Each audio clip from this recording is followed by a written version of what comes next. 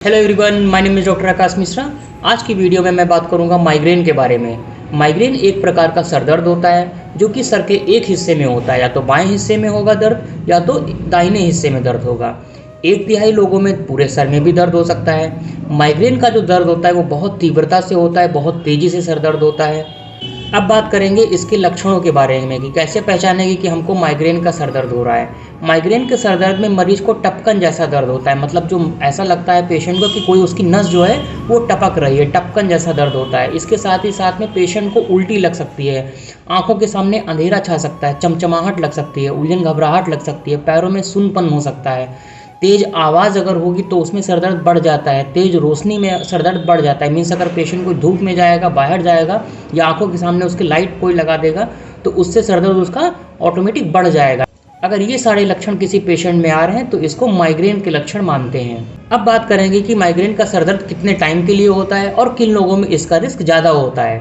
तो औरतों में माइग्रेन का सर दर्द जो होता है वो बहुत होता है। मेंसेस जिसको आ रहे होते हैं उसमें भी माइग्रेन का सर दर्द होता है। इसके साथ ही साथ में कोई स्ट्रेस में रहता है, कोई तनाव में रहता है, कोई बहुत ज़्यादा एंजाइटी के साथ में रहता है, किसी को वर्कलोड बहुत ज़्यादा है, उसको भी माइग्रेन का सर दर्द हो सकता है। और माइग्रेन का जो सर दर्द होता है वो 4 घंटे से 72 घंटे तक रह सकता है किसी के अंदर। अब बात करेंगे कि माइग्रेन का सर दर्द कितने तरीके का होता है, टाइप्स कितने हैं माइग्रेन के सर दर्द के।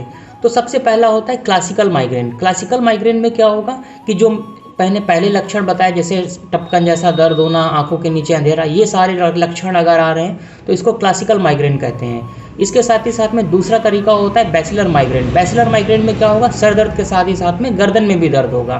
फिर तीसरा होता है ऑप्थेल्मोप्लेजिक माइग्रेन। ऑप्थेल्मोप्लेजिक माइग्रेन में क्या होगा कि आंखों का जो पुतली होती है फड़कना बंद कर जाती है, मतलब एक तरीके से हल्का सा हिलना बंद हो जाती है। चौथा माइग्रेन का तरीका होता है हेमीप्लेजिक माइग्रेन। हेमीप्लेजिक माइग्रेन में क्या होगा कि एक अंग जो होता है वो टेम्परेरी पैरालिसिस की कंडीशन में आ जाता है। फिर बात करते हैं एब्डोमिनल माइग्रेन की। एब्डोमिनल माइग्रेन में क्या होगा कि सर दर्द के साथ ही साथ में पेट में भी दर्द होगा। और लास्ट होता है स्टेटस माइग्रेनुअस। इसमें क्या होता है कि पेशेंट का सर दर्द बंद ही नहीं होता है किसी कंडीशन में, और ये इमरजेंसी कंडीशन होती है। इसमें बिना मेडिसिन के आप ठीक ही नहीं हो सकते, तो इसमें आपको तुरंत के तुरंत हॉस्पिटल विजिट करना चाहिए, नियर बाई डॉक्टर से मिलना चाहिए। अब बात करेंगे कि माइग्रेन का सर दर्द के कारण क्या क्या होते हैं, मतलब कॉज क्या क्या होते हैं माइग्रेन के सर दर्द के। तो सबसे पहला कॉज है कि हमारा जो दिमाग होता है इसके अंदर छोटे छोटे खून की नसें होती है, उसमें सिकुड़न आ जाती है जिसकी वजह से टपकन जैसा दर्द होता है। दूसरा कारण क्या है, फैमिली हिस्ट्री, मतलब अगर किसी को जेनेटिकली किसी के पेरेंट्स में माइग्रेन का सर दर्द है तो मे बी वो बच्चों में भी माइग्रेन का सर दर्द हो सकता है। बहुत ज़्यादा स्ट्रेस में, तनाव में कोई रहता है, खाने पीने की चीज़ें होती हैं जैसे ज़्यादा चॉकलेट लेना, ऑयली जंक फूड ज़्यादा खाना, फीमेल्स में ज़्यादा होता है अल्कोहल लेना, खट्टे फल हो गए, साइट्रस फ्रूट्स हो गए, ये सारी चीज़ें अगर एक मैक्सिमम क्वांटिटी में लेंगे, एक हम लोग अनलिमिटेड क्वांटिटी में लेंगे तो इसमें भी माइग्रेन का सर दर्द डेवलप हो सकता है। अब बात करेंगे इसके इलाज के बारे में, कैसे हम लोग माइग्रेन को ठीक कर सकते हैं घर पे ही रहकर। तो सबसे पहले आपको एक ठंडा पानी ले लेना है, ठंडे पानी से अपने सर की सेकाई करना है। इससे क्या होगा, जो नसों में सिकुड़न हो जाती है, सूजन हो जाती है, वो ठीक हो जाती है, जिसकी वजह से किसी किसी पेशेंट्स में माइग्रेन के सर दर्द में काफ़ी आराम मिल जाता है।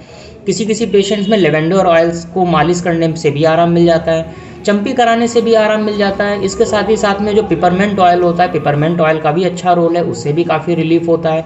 एक्यूप्रेशर थेरेपी होती है, एक्यूप्रेशर थेरेपी से भी ठीक हो जाता है। अगर किसी को स्ट्रेस की वजह से माइग्रेन हो रहा है तो सबसे पहले आपको स्ट्रेस ठीक करना होगा। स्ट्रेस जैसे ही ठीक होगा माइग्रेन ऑटोमेटिक ठीक हो जाएगा। इसके साथ ही साथ में सभी लोगों को प्रॉपर एक नींद लेनी चाहिए। 6 से 7 घंटे की अच्छी नींद अगर आप लेंगे तो माइग्रेन के सर दर्द में काफ़ी रिलीफ होगा। इसके साथ ही साथ में खाने पीने में सुधार करिए, जैसे जो मैंने चीज़ें बताई पहले कि इन चीज़ों से माइग्रेन का सर दर्द बढ़ता है, उन चीज़ों से आप अगर अवॉइड करेंगे तो आपको आपके सर दर्द में काफ़ी रिलीफ होगा। अब बात करेंगे कि किन लोगों को डॉक्टर के पास जाना चाहिए माइग्रेन की वजह से। जैसे जो लोग 50 साल के ऊपर की उम्र के हैं, जैसे जो बहुत ज़्यादा अचानक से सर दर्द उनको होने लगता है, उनको तुरंत के तुरंत डॉक्टर से मिलना चाहिए।